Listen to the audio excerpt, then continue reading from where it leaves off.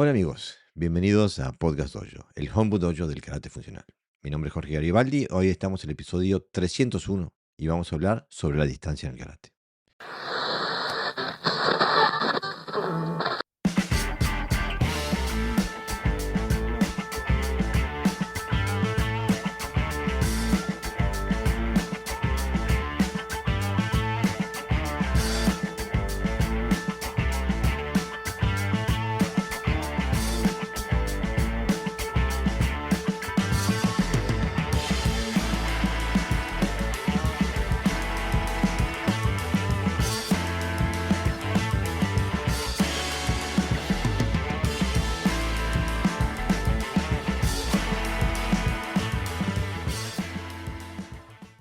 Como siempre, para ayudarme en la tarea, tengo a José Navarro Sensei. Bienvenido, Sensei.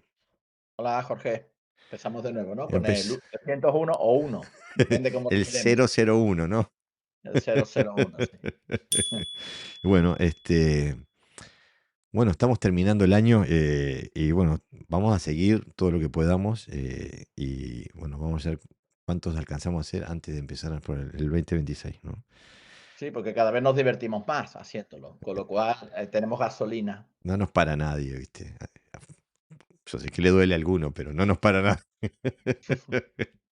No, pero hoy vamos a hablar de un tema que es uno de los temas más estudiados y discutidos y entrenados en el karate. La distancia, el Maai, ¿no? Ahora, hay grandes diferencias de los conceptos de distancia, ¿no, Pepe? Sí, mucho. Depende desde qué punto lo valores, ¿no? Si del karate tradicional, karate deportivo o como nosotros, ¿no? Que apelamos a un karate un poquito más funcional, donde las distancias varían un poquito, ¿no? Conceptualmente, o el contexto varía. En lo clásico, se toma el Mahai, bueno, lo que se llama el Tomai, que es la distancia larga, el Mahai, que sería la distancia habitual o distancia media, que es la que más se usa normalmente, y después la expresión que se llama Shikamai, ¿no? Que es la distancia corta. Y bueno, hay diferencias, no solo en el espacio, sino también la interpretación de cómo se usa ese espacio. Pero para nosotros en el karate funcional, el trabajo con la distancia empieza antes incluso, ¿no? O sea, tenemos, en primer lugar, tenemos el nivel donde estamos intentando por todo cuanto podamos hacer para no caer en una emboscada, para no ser atacados, etcétera, etcétera. O sea que estamos hablando con el radar a larga distancia, ¿no? Pero si se llega a dar una situación de peligro, ahí es donde entra nuestra primera distancia de táctica, por decirlo, así decirlo, Ujú. ¿no? Que sería la distancia de evasión o de seguridad, ¿no? Hola, permítame que te interrumpa unos segundos. Si te gusta nuestro contenido y quieres continuar apoyando la producción de nuestro podcast, te invito a que nos des un super gracias en YouTube o que sigas el código QR aquí en pantalla. También te invito a seguirnos y a suscribirte en nuestro canal de YouTube o en nuestro canal de Spotify. Nada más, muchas gracias. Y esta es un área que siempre, por ejemplo, en el comité deportivo es esa distancia donde usan para rebotar y estar esos 2 metros de distancia, una cosa así, ¿no? En cambio, nosotros utilizamos esa distancia para algo completamente diferente, ¿no? Si es posible, la evasión, ¿no?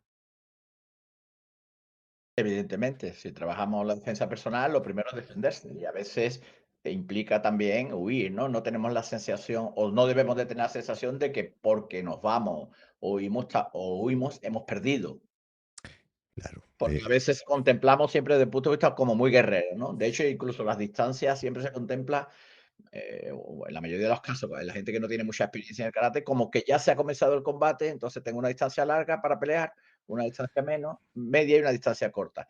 Y nosotros hablamos de un punto de vista estratégico, no solamente espacial.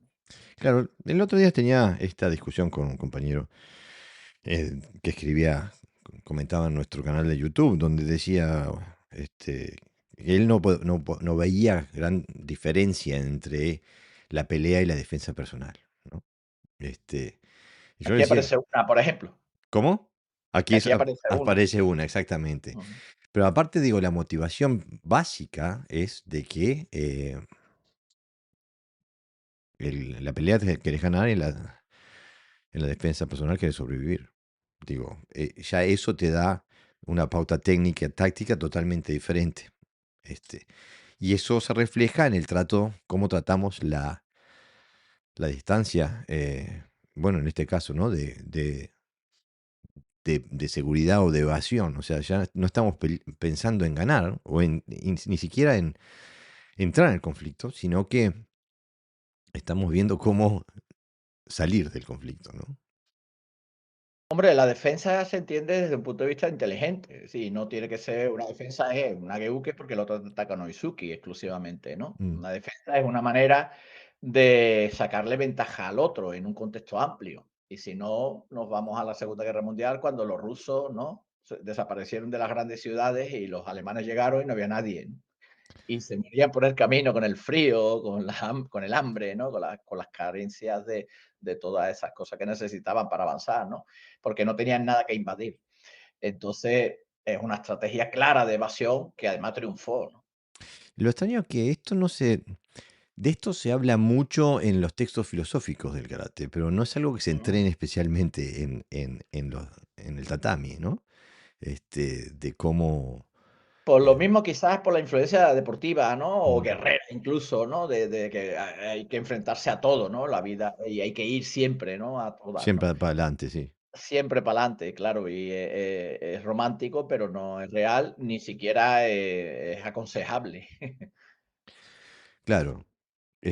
Aparte digo, bueno, esto es algo que recurrente dentro del karate, de que nunca se habla de táctica. Pero, por ejemplo, y porque siempre nos centramos en la realidad del tatami. Que bueno, el tatami también tiene sus tácticas, ¿no? Pero, por ejemplo, hablamos de Miyamoto Musashi, por ejemplo, el famoso duelo en el que iban a pelear en una isla y llega como 6 horas tarde porque está calculando que el sol se va a estar poniendo, entonces el sol le va a dar de frente en los ojos a su oponente cuando él desembarque, o sea que él va a quedar con la espalda al agua y el oponente mirando directo al sol, calculando todos unas ventajas tácticas antes de entrar al combate. Y si bien todos leímos el libro y todos nos maravillamos con la capacidad táctica de Musashi, en nuestra práctica no existe. No existe en nuestro estudio. Entonces digo, esta distancia nos da, digo, la táctica del posicionamiento, ¿no? Ujú. Yo sé que en el Kenjutsu quizás sí se haga más. La topografía es importante Ujú, dentro de los elementos, un poco suena un poco raro, porque suena un poquito a ninjitsu, ¿no? Desde el punto de vista más negativo, pero claro, el terreno donde peleas es importante. Nosotros hay una diferencia entre pelear en el dojo. Primero son 4 paredes, con lo cual no te puedes ir, o sea, estás allí. mm, Tienes que ir. Luego, además, está consensuado, es decir, tú sabes que no va a ocurrir nada, ¿no? Y el terreno, además, es favorable, es decir, es liso, blandito, etcétera, etcétera. Pero el Kenjutsu, bueno, tiene que incluso la humedad, por ejemplo, ¿no? Que hay en el ambiente, no desenvaina una espada cuando está húmeda, o un bastón. El otro día, por ejemplo, ayer practicamos, en el parque, había niebla. Y al agarrar los bastones era tremendamente difícil manejarlos porque se agarraban a las manos, ¿no? Por la humedad. Entonces, todos estos elementos tácticos que tienen que ver, como tú bien dices, ¿no? Con el tiempo, ¿no? Llega tarde para inquietar al otro, para esperar que el sol estuviera en determinada posición, ¿no? O llegar antes, incluso esperándolo ya, todas esas tácticas no se contemplan en karate porque, ¿cómo se aplican? En un contexto técnico específico diseñado para casi todo para la cooperación, ¿no? Es complicado. Y no se tienen en los katas, por ejemplo, tampoco, ¿no? Me refiero a los katas, actuales. Las direcciones están muy lineales, ¿no? Mientras que en mm, otros katas, por ejemplo, en las katas Aragaki, las direcciones están en todas partes, ¿no? Eso significa algo, o sea, lo que tú hablas de posicionamiento, ¿no? mm. que tiene que ser un terreno muy liso para ir siempre para adelante, pero no es verdad. Tienes que agacharte, girar de forma equilibrada. En algunos casos incluso quedas de espalda y tienes que girar rápido. Tiene más matices donde se puede aplicar este tipo de elementos tácticos. Claro, aparte, digo, completamente de acuerdo, digo, este tipo de cosas hay que trabajarlas desde un punto de vista consciente, ¿no? Pero digo, un elemento que, bueno, es difícil de entrenar también en un dojo es el posicionamiento en relación al contexto físico del conflicto, ¿no? O sea, está solo, tiene amigos, me pongo acá para que no me puedan atacar de acá, o me pongo allá, le entro de frente, le hago una finta, o sea, toda la etapa de posicionamiento, de cálculo táctico de donde pueden venir las amenazas, de donde nosotros estamos acostumbrados siempre al conflicto uno a uno, mejor dicho, al entrenamiento uno a uno. Ujú, Este, y, y bueno, este tipo de distancia y los mecanismos que hay que trabajar en esta distancia es algo que muchas veces en el karate dejamos de lado. Este, ahora bien, también en esta distancia entra lo que vendríamos a decir desescalamiento verbal, ¿no? Intentar, bueno, intentar apaciguar, intentar que no llegar a un conflicto físico. Que esa sería, tanto desde el punto de vista ético y filosófico, como desde el punto de vista de de la autopreservación, es evitar el conflicto físico, ¿no? Nunca se sabe cuándo termina, cómo termina un conflicto físico. hombre, ahí en la distancia corta, no es aconsejable en esa situación de tanto alboroto, ¿no? Mm, Mental y emocional por parte de uno o por parte de los 2. Entonces siempre es mejor y aparte que no sabes si tiene algún tipo de arma o que saque o cualquier golpe que te sorprenda, ¿no? Entonces es mejor una distancia media donde puedes alargar los brazos e incluso ir alejándote y si el otro se mueve, pues bueno, te vas alejando, te acercas. Siempre que quieras evitar el conflicto, evidentemente, ¿no? Entonces, aquí, por ejemplo, la distancia larga es aconsejable, no entendiendo la distancia larga como 5 metros más para allá, gritándose uno desde una esquina y el otro, ¿no? Sino de una distancia donde aquel rompe como la relación, ¿no? Esto se estudia también en las artes de espada, ¿no?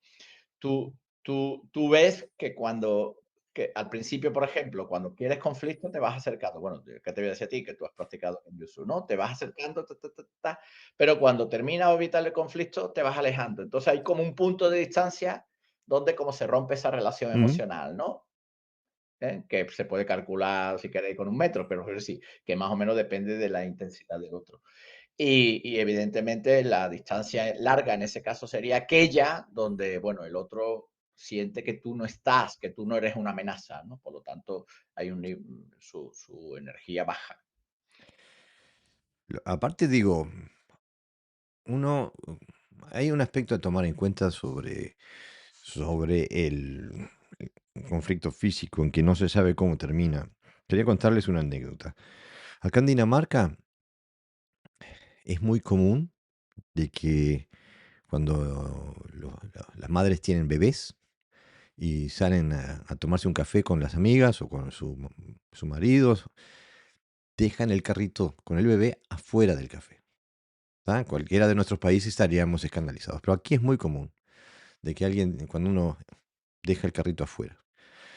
Incluso, por ejemplo, en las guarderías, cuando los bebés van a dormir, sea invierno, verano, no importa, pum, duermen afuera. ¿Tá? Entonces acabó hace muchos años a esta altura. Hubo un caso en el que una pareja había ido a tomarse un café, dejaron el bebé afuera, como se acostumbra, y de repente el padre mira y ve que había un hombre intoxicado escupiendo para dentro del carro de bebé. Entonces el hombre salió enfurecido, le pegó una piña El borracho cayó de espaldas, se desnucó y murió en el acto. ¿A qué me refiero? A que incluso hasta si pegas bien la piña te puede salir mal la cosa, ¿no? Mm, Entonces, muy importante hacer ese tipo de cosas cuando no tenés ninguna otra opción. Porque si el hombre, en vez de pegarle la piña, lo hubiera agarrado del cogote y lo hubiera arrastrado, hasta que llegara, lo hubiera maniatado hasta que llegara la policía, pero no. Entonces, digo, nunca, nunca sabemos en qué termina. Después tenemos lo que vendríamos a hacer, la distancia larga, ¿no? De entrada, de invasión, ¿no? Eh, donde con un paso ya estás haciendo impacto, ¿no? Bueno, esta es la distancia en la que en el karate tradicional siempre les gusta hacer el oizuki, ¿no? Que nosotros tanto criticamos. Este, este, pero desde la perspectiva del karate funcional vemos esta distancia de manera diferente.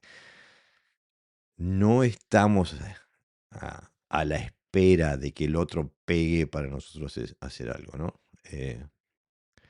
Sino que en el momento que estamos convencidos de que hay un conflicto físico inminente, esta distancia, la entrada a esta distancia, para mí personalmente es el gatillo, ¿no? Si el otro ujú. me entra acá es donde yo aprieto el gatillo. O sea que no es de acá donde empiezo a esperar a que él me tire algo para yo. No, donde entró ahí, ya eso fue el determinante para hacer algo físico. ¿Qué decís vos, Pepe? Bueno, estas distancias se suelen asociar casi siempre a técnicas de patada, ¿no? Salto, es muy, muy común, ¿no? El mito típico, como decía un compañero mío un poquito antes de estar en el podcast, que hemos estado charlando, donde él demostraba, ¿no? Que él podía meter patadas a distancia corta, por ejemplo, Claro, ¿no? Que gente no podía, y le metió, y mete yokogeris, y mete, no solo los rodillazos, mete yokogeris y mete algo así a distancia corta.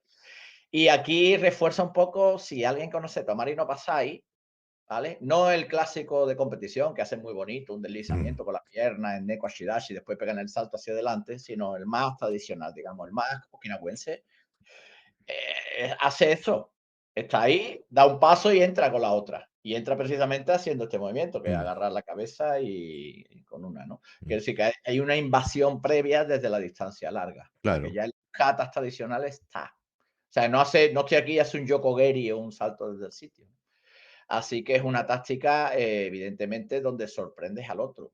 Y estas son tácticas antiguas. Se hace en los artes de la espada, se hace los antiguos guerreros cuando salían corriendo hacia los otros, es prácticamente lo que hacía eso, ¿no? Ir intimidando a través de romper su distancia, de cerrarle sus posibilidades. claro. Justamente la gente desestima el efecto psicológico de, que tiene enfrentarse a alguien que sabe manejar la distancia. Justamente desde el punto de vista, por ejemplo, de cerrarle, de llenarle el espacio, es tremendamente intimidador porque le estás anulando todas sus posibilidades ofensivas cuando haces eso. Este, Digo, yo creo que esta anécdota la conté en algún episodio de los 300 que hemos hecho, pero una vez nosotros tuvimos un problema, yo iba con mi hija por la calle y pasaron unos energúmenos en un auto, le dijeron de todo, y yo como padre y latinoamericano no me pude callar la boca, le dije que de todo menos que eran bonitos, y ellos pegaron la marcha atrás en el coche. Y yo en vez de esperarlo o de salir corriendo para otro lado, lo que hice fue que lo encimé. Salí corriendo hacia él. Entonces cuando él quiso abrir la puerta, no pudo, yo ya estaba en la ventanilla. Este, Y eran 3, uno adelante y 2 atrás. Y el de adelante le dije: "Te voy a reventar, y contigo a vos te voy a pelear, te voy a reventar saliendo, y contigo me voy a me agarrar a piñas". Le le dije, y bueno, siguió de largo, paró 50 metros más adelante y me puteó todo, me dijo de todo, ¿no? Pero el hecho fue que no hubo un conflicto físico, porque mi manejo de la distancia, mi manejo táctico de la distancia anuló sus posibilidades de ataque. Le costaba más atacar que evadirme en ese sentido, ¿no? Simplemente con el trabajo de distancia. Otra cosa que he vivido varias veces contigo, por ejemplo, es el trabajo de la distancia y de la invasión del espacio con el sable. ¿Te animás a hablar un poquito de eso? Porque eso es un estudio sumamente interesante que es directamente transferible al trabajo del karate, pero que no hay mucha conciencia sobre él. Bueno, pasa, si trasladamos al cuerpo pasa lo mismo, ¿no? Yo tengo un campo de acción con el sable, tiene una distancia, tiene, bueno, una estructura, y entonces, claro, si tú entras en ese espacio, pues el otro no deja el sable deja de ser eficaz, no lo puede manejar igual, porque la mayoría de la gente que maneja el sable está acostumbrado a trabajar unas distancias, ¿no? O sea, usar todo el sable. Por eso los antiguos samuráis hacían Daito Ryu, para saber trabajar también cuerpo a cuerpo, ¿no? Mm. Entonces, la sensación que tiene cuando el otro invade es que más allá de que le des, como tú decías antes, no es No, no, no. necesario No es dar, necesario. es que viene, se llama iri, ¿no? Se llama, el concepto es kurai, pero la técnica es iri, es que es centrar. Entonces, cuando los dos sables va y tú vas, invade su espacio, lo que hace es anular su espacio técnico, digamos, pero también reduce sus posibilidades de reacción física y, por supuesto, como decía Miyamoto Musashi en este caso, que ya lo hemos nombrado varias veces, es como agarrar de la patilla al otro, es decir, que lo que hace es romper su espíritu marcial, ¿no? Claro, Y aparte te invade de una forma, y, digo, esto es mata al fácilmente, Kihaku, mata al Kihaku, el Kihaku es el espíritu combativo, o sea, directamente lo mata. Es como, ¡ay! ¿Qué ha pasado te aquí? desarmó, exactamente, porque te invadió tanto, te invadió de Por eso una... se llama Kurai, ¿no? Que significa romper el Mm. espíritu o invadir el espíritu, no solo el cuerpo, ¿no? Y la punta del sable Se la ves aquí. sí, pero aparte es milimétrica, pero cuando la tienes ahí te parece que te llena todo el campo de visión. En Jojutsu hay otra kata que se llama Shinshin, no es Shinshin, ahora que es Salud. Navidad, ¿no? No es salud. De hecho, no produce salud precisamente, esa kata. Y entonces lo que ocurre es eso, que no dejas manejar sable al otro porque le estás como aquí detrás constantemente invadiendo, ¿no? Es como pa, pa, pa, pa, pa, le rompen la distancia. Y la gente que intenta manejar sable siente esa idea que tú dices, ¿no? De que como que no se puede mover, no puede actuar, no puede, se siente invadido. Y empieza en distancia larga. O sea, él viene, tú vas y acabas invadiéndole y controlándole, ¿no? Por eso estos son principios universales, que más allá de si son armados o con la mano limpia, son igual de actuales, ¿no? Después otro tema de esta distancia que es, bueno, en un kata como Naifanchi es fácilmente observable, es el hecho de la invasión, ¿no? O sea, la de ser fuerte estructuralmente uno y la de romper la estructura, romper la integridad estructural del otro, ¿no? Puede ser con distintas formas de evasión, puede ser ahogando, puede ser rompiendo, puede ser d- por ángulo, no sé, hay Mm. muchas maneras de hacerlo, ¿no? Lo importante es que se rompan la integridad estructural del oponente, cuestión que lo hace, le imposibilita atacar, ¿no? ¿Qué decís vos, Pepe? Claro, porque está invadido. Y cuando uno lo invaden, tiene que defenderse. Exactamente. Por lo tanto, no puede tomar la iniciativa nunca. O sea, es una sensación como de ahogo, pero también emocional, ¿no? Mm, No solamente estructural, sino que está como un poquillo ahí agobiado, ¿no? Cuando esto quizás todos los karatecas lo hemos sentido en algún momento, ¿no? Cuando hemos hecho combate con gente de mucho nivel al lado nuestra, que a lo mejor ahora ya no, pero en sus momentos cuando comenzamos, ¿no? Que el otro entraba, salía y te mm. sentía que te empujaba con el hombro, que te agobiaba, que giraba, ¿no? Alrededor de ti, esa sensación de incapacidad, ¿no? Porque las armas que tienes, pues, no las puedes usar, claro. A mí recuerdo la primera vez que experimenté en carne propia esto fue antes de hacer karate, fue haciendo boxeo. Mm. Este, y donde estaba en guardia y el otro, después siempre pensé, ¿cómo no se me ocurrió a mí eso antes, no? Este, simplemente lo que hizo fue que me presionó la mano hacia abajo y cuando al entrar, y yo, mi reacción fue intentar subirla para poner la guardia, pero no podía. La tenía, la tenía Abajo. apretada y me metió una piña con el otro. Digo, eso es un, en karate, ¿qué le diríamos? Un oseauke, o sea, una presión hacia Bueno, abajo. la primera técnica de Aragaki, ¿no? Claro, O de exactamente. Niseishi. Aragaki Nisei hace justamente esa técnica hacia abajo, ¿no? Ese es un ejemplo básico y muy, muy, muy efectivo de cómo ahogarle el kamae al oponente para poder entrar. Mm. Y lo desarmás y simplemente poner una mano, ¿no? Y la sensación que tienes es que cuando tú, que siempre que el otro quiere entrar está cerca y cuando tú quieres entrarle ya está como lejos, ¿no? Es una sensación rara de espacio. O sea, tú quieres entrarle y lo ves muy lejos, pero cuando él entra siempre está cerca, ¿no? Sí, exactamente. Este, a mí me parece que dentro de todo, esta es la distancia en que han convencido al karateca de que es la distancia del karate. Y, y en realidad no. Pero el 99% del karate de hoy se desarrolla a esta distancia.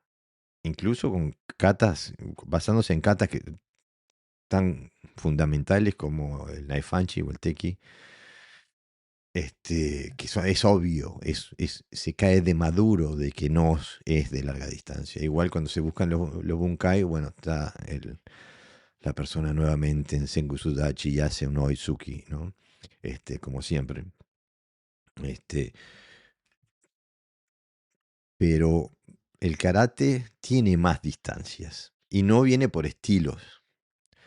Eso es otro tema que me resulta denigrante para el karate. Decir que, no, porque Shotokan para distancia larga y el Goju-Ryu es para distancia corta. A mí en mi opinión, estás hablando mal del Shotokan y del Goju-Ryu. Lo que estás diciendo es que son incompletos los dos.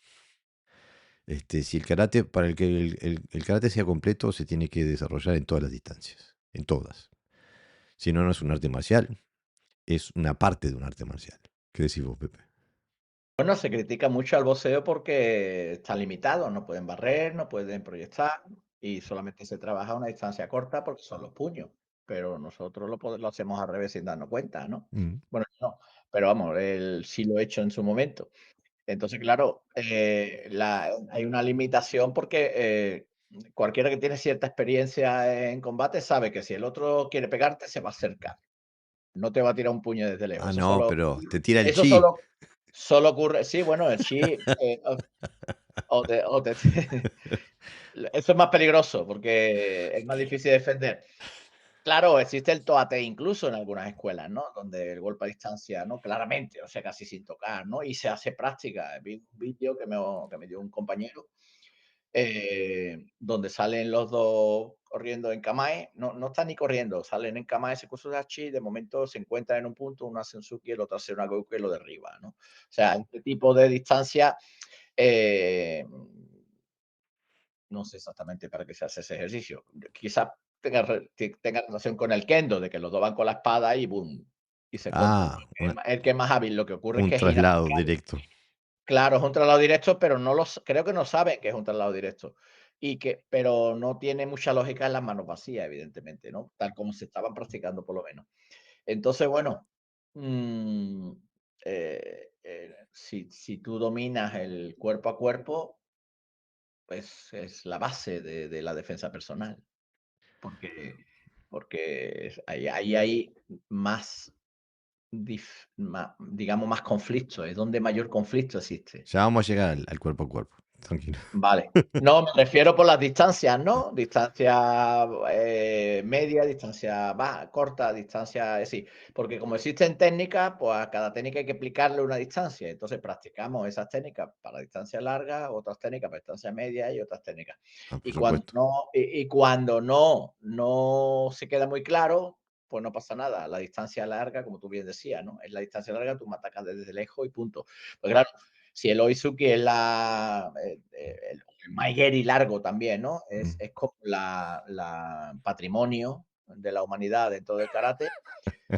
La única manera de que yo puedo trabajar el Oizuki, que es un patrimonio, es con distancia larga. Mm. Algunos dirán: "No, es que yo hago Oizuki con distancia corta". Bueno, sí, no, no, pero no, no.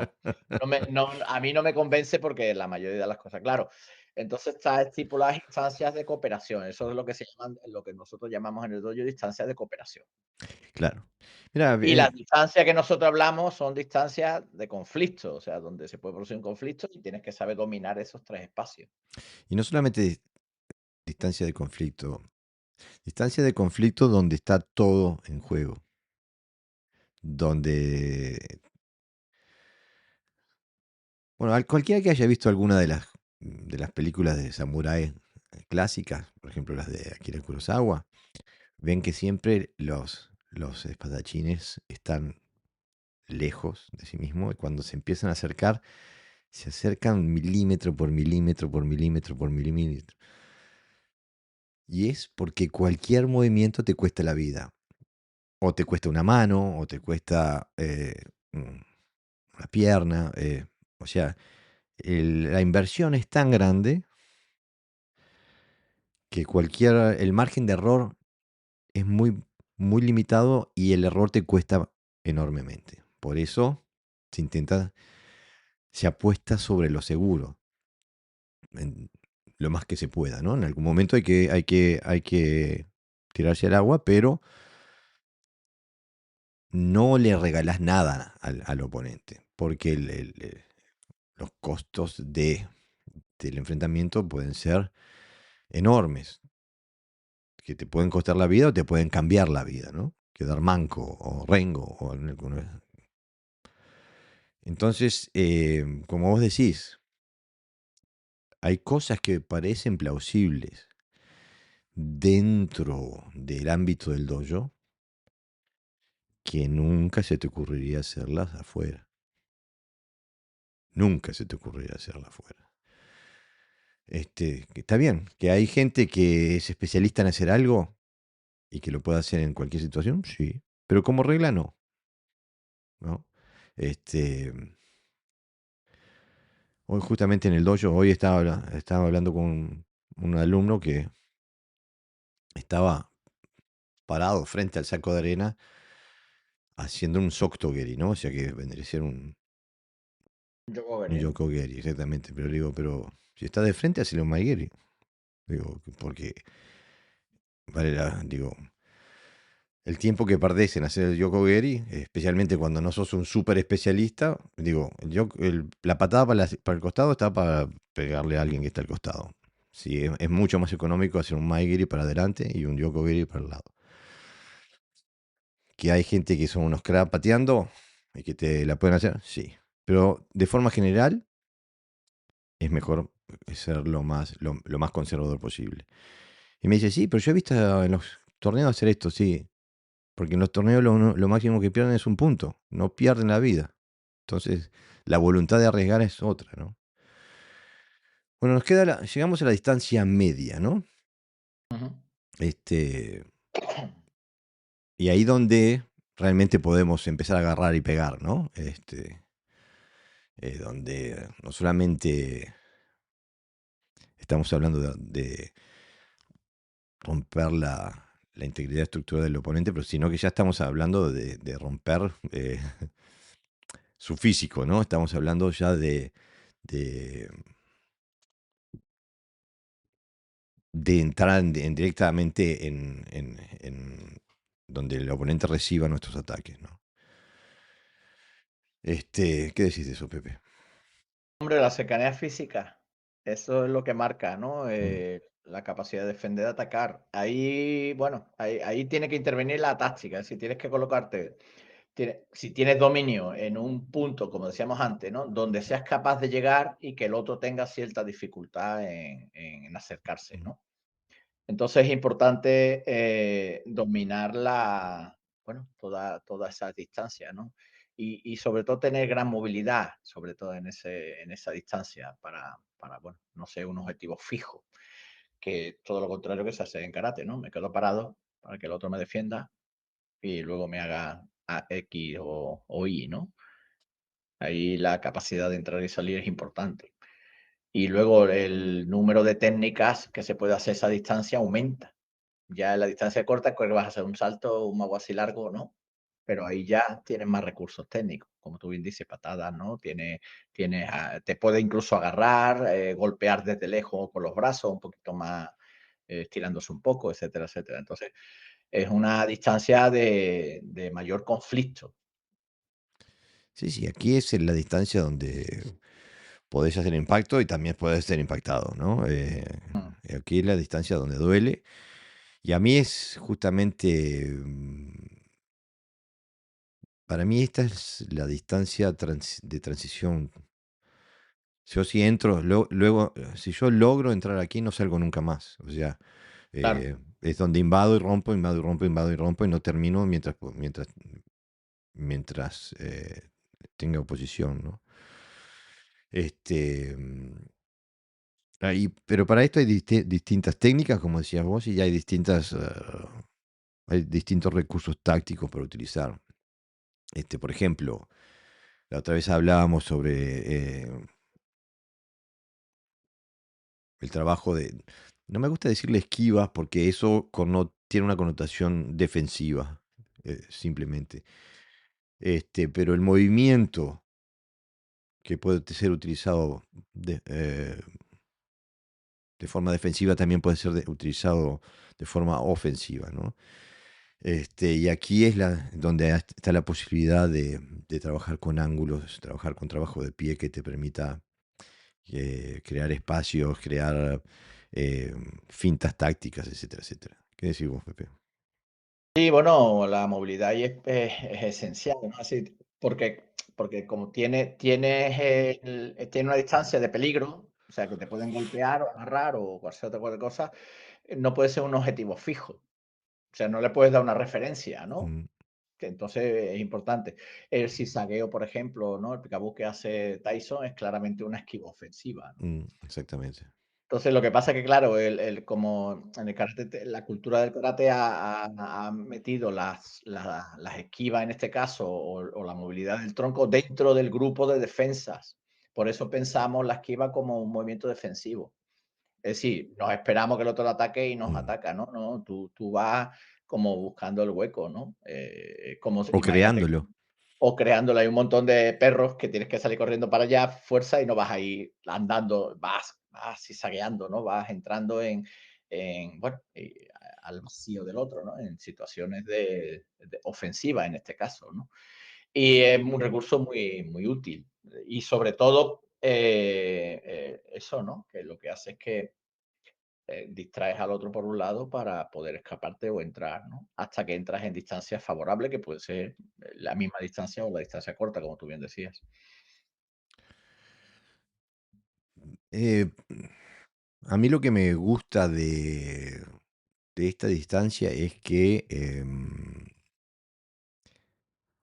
con un buen trato de la distancia, aunque sea resulte redundante, pero también con un buen trato de la energía, mm, se puede lograr anular bastante al oponente si se tiene contacto corporal, ¿no? Donde en el momento que se entre, este, o se logre contacto con la entrada del oponente, ahí se abren nuevas oportunidades tácticas que después se pueden explotar más a fondo en la próxima distancia, la distancia cuerpo a cuerpo, ¿no? Que es donde ya estaríamos en el clinch, estaríamos agarrados, estaríamos en la distancia donde ya estamos intentando derribar, morder, cabecear, codear, etcétera, etcétera, ¿no? Esta es la distancia que el karate tradicional, el karate moderno se ha olvidado. Em, Aunque si uno mira los katas, tanto los clásicos como los katas de karate tradicional, es la distancia en la que más se desencargan, ¿no? Justamente hoy estaba hablando con un compañero del Perú, este, que me mandaba un video, de un muchacho que hablaba de que había que hacer los katas, hacerlos de forma relajada, porque así se parecía al relajamiento que te pedían cuando ibas a hacer Shiai Kumite. Y donde yo le Ah, digo, yo le digo, bueno, eso no es nada nuevo, pero aparte igual no los acerca un ápice a usar su kata en el Shiai Kumite, porque no utilizan el ámbito técnico y táctico que está dentro del kata. Lo único que hacen es relajarse. Digo, no necesitas saber demasiado para eso. Y es porque siguen bajo la ilusión de que el karate es un arte marcial percusivo, que se especializa en golpear y patear. Cuando el karate es mucho más que eso, y está absolutamente demostrado en nuestros katas, y para poder ser mucho más que eso, quiere decir que la distancia donde es más ducho el karate es en esta, en la distancia corta de cuerpo a cuerpo, del clinch. Y ahí, en realidad, la parte percusiva que tenemos es minoritaria. El karate tiene muchísimo más información por fuera de la percusión, que sobre la percusión. Eh, pero el karate moderno no lo ve. Lo único que hace es golpear y patear y bloquear. ¿Qué me decís de esto, Pepe? sí, bueno, cuando te agarras un poquito te sueltan, ¿no? Te separan. Está Mm, como incluso está penalizado, ¿no? Ese sistema. De hecho, es a partir de ahí donde usamos los recursos del kata. Lo que pasa es que el karate, cuando se piensa en combate, se piensa en kumite, claro. no se piensa en kata. Claro, los recursos que se usan son percusivos. ¿Qué pasa? Que como en distancias cortas, cuando alguien me tiene agarrado, no puedo golpear, como pasa un poco en boxeo, pues te tienes que soltar para pegarle, ¿no? Y entonces siempre busca irte para atrás para agredir, o bueno, agredir, es que sí, golpear, ¿no? Atacar con piernas o brazos. Por eso decía mi compañero, yo puedo patear desde aquí tranquilamente, no necesito 2 metros de distancia para tirarme de un Yokogeri. O sea, Mm, yo con que esté en la distancia adecuada, mi pierna sale. Claro, pero si tengo que hacer Kagekyomi, extender, recoger, caer, ya no, porque yo no estoy aplicando una técnica de patada. O sea, no estoy haciendo un gesto perfecto. Lo que estoy haciendo es patear, ¿no? La distancia y luego las zonas de pateo. Para mí es fundamental bueno, por estadísticas, quitando cuando hay mucha superioridad, no, quizás, o te sorprendan, pero por estadística casi todos los combates acaban en esas distancias, ¿no? mm, En esa distancia. O bien para defenderte de que no te peguen, o bien para dominar al otro, ¿no? mm, Más allá de que quieras pegarle o no. Y luego la de recursos técnicos que hay también en esa distancia, ¿no? Tienes todos. Tienes agarres, luxaciones, estrangulaciones, uso de cabeza, uso de codo, uso de rodillas, pisotones, etcétera, etcétera. Es una distancia, lo que pasa es que es una distancia de mucho conflicto y la mayoría de los karatecas no trabaja en ese nivel de conflicto, por eso cuesta. Sí, pero yo pienso que también a nivel técnico, lo que se entrena en el karate, el tsuki extendido con el seiken en esta Mm. posición, ese tipo de cosas no tienen lugar a esta distancia. Los golpes son mucho más, no son sobreextendidos o extendidos en toda su plenitud. El Seiken Sonobazuki se puede pegar con Tatesuki o con cualquier intermedio de por medio, desde el Urazuki en adelante. Em, y hay que entrenarlos también en su correcto contexto técnico. Yo qué sé, digo, hace unos meses fui a un dojo a presenciar sus exámenes de Dan, y uno de los Kihon que hacían era dar un paso atrás y hacer un empi, o sea, hacer un codazo. Entonces el sensei iba H, y ellos daban un paso atrás, un empi. Ni, otro paso atrás, un empi. Digo, pero ¿qué es lo que se piensa ese sensei que está enseñándole a sus alumnos? ¿Cómo das un paso atrás para hacer un empi? Ya no hablo ni, no estoy hablando de cadenas cinéticas, estructura del golpe.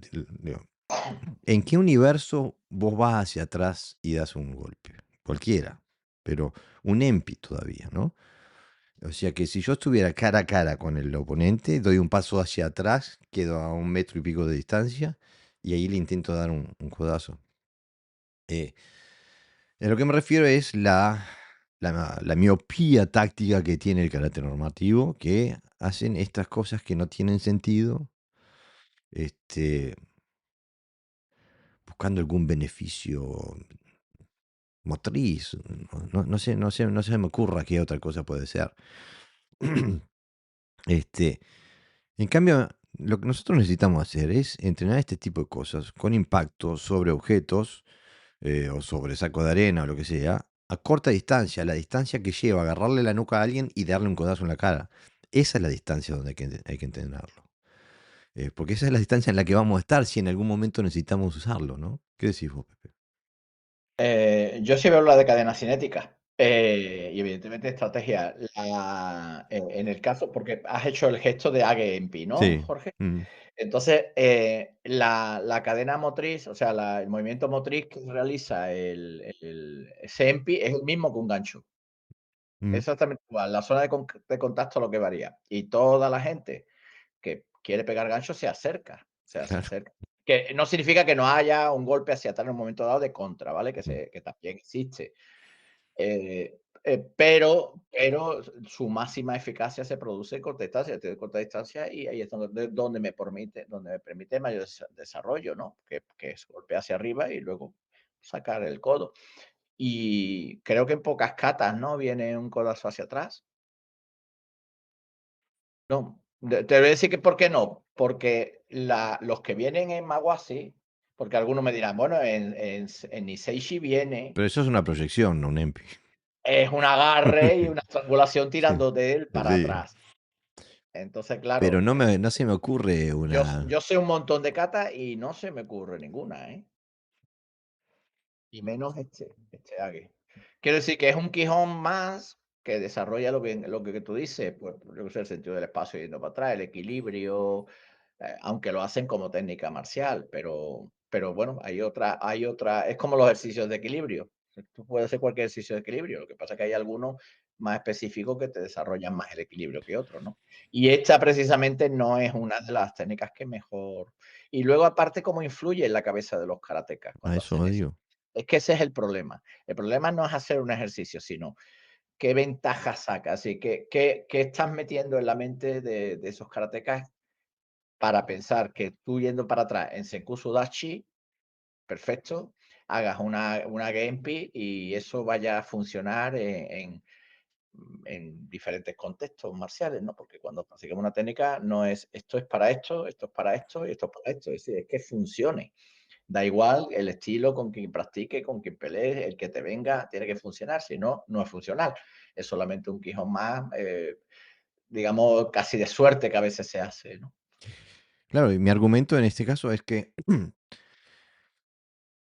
si no sirve en su aplicación, si no sirve en su aplicación, no sirve como metodología pedagógica. O sea que si no te está enseñando cómo se aplica, o sea, si el estudio de la técnica no es el mismo la técnica no es la misma, su ejecución no es la misma en su momento de aplicación, entonces te está enseñando algo incorrecto.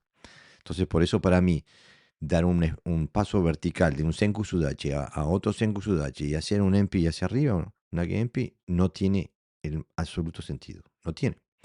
Este, Después que uno estando cuerpo a cuerpo y el otro te invada y vos retrocedas y pegues, eso es otra cosa. Pero él está invadiendo ese espacio y no estás en Senku Sudachi. Este, y no retrocedes linealmente a otro Senku Sudachi. Hay 10.000 matices tácticos, pero del punto de vista em, de la técnica en sí, no tiene sentido.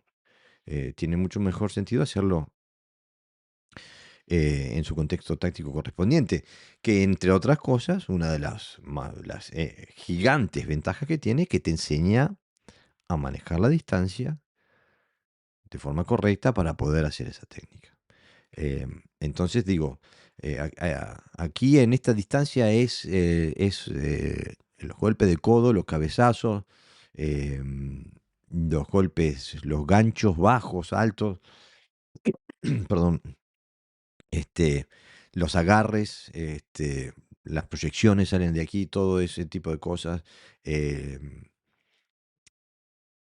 Aquí, como vos decías, el espectro técnico de repente es muchísimo más amplio de las distancias anteriores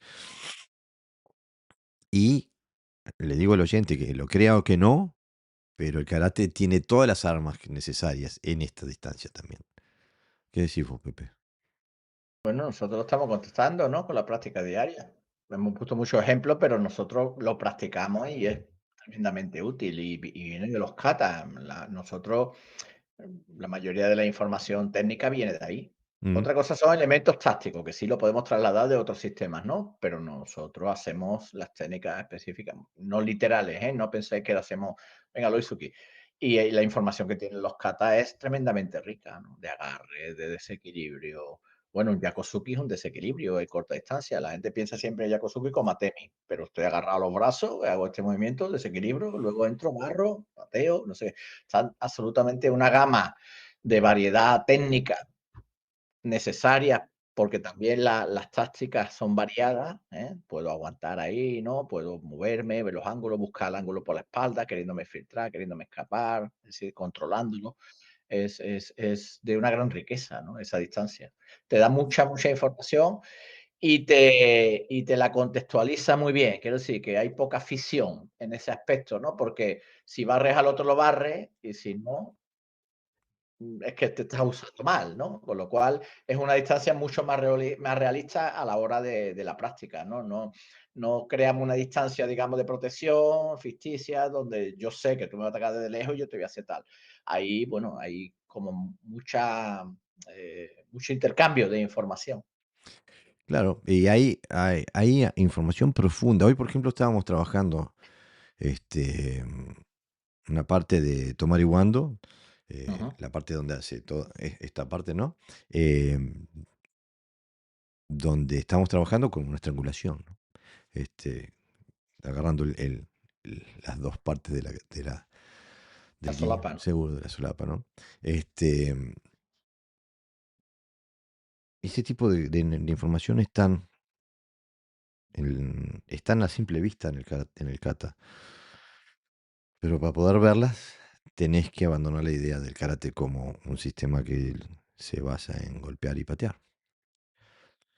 Este, bueno, otro de los ámbitos absolutamente necesarios es el poder pegarse, el pegarse al otro, el poder escuchar a través del cuerpo, ¿no?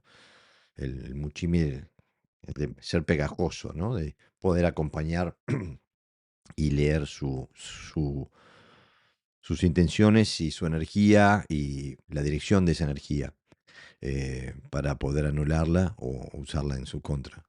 Este, esto es algo que incluso vos usabas en el Kenjutsu, por ejemplo, este, manteniendo el contacto con el sable del enemigo mientras lo atacabas. ¿Te animás a hablar un poquito? Sí, esto es primordial, claro, porque de esa manera sabes dónde está la hoja del otro y la punta, ¿no? Si estás dominando de principio, hay un control, una conducción, una energía. En las artes de bastón pasa lo mismo, ¿no? La segunda kata que Muso Ryu, por ejemplo, es así, es que tú constantemente estás con el bastón controlando el movimiento del otro, ¿no? Te estás escapando, estás entrando, estás saliendo.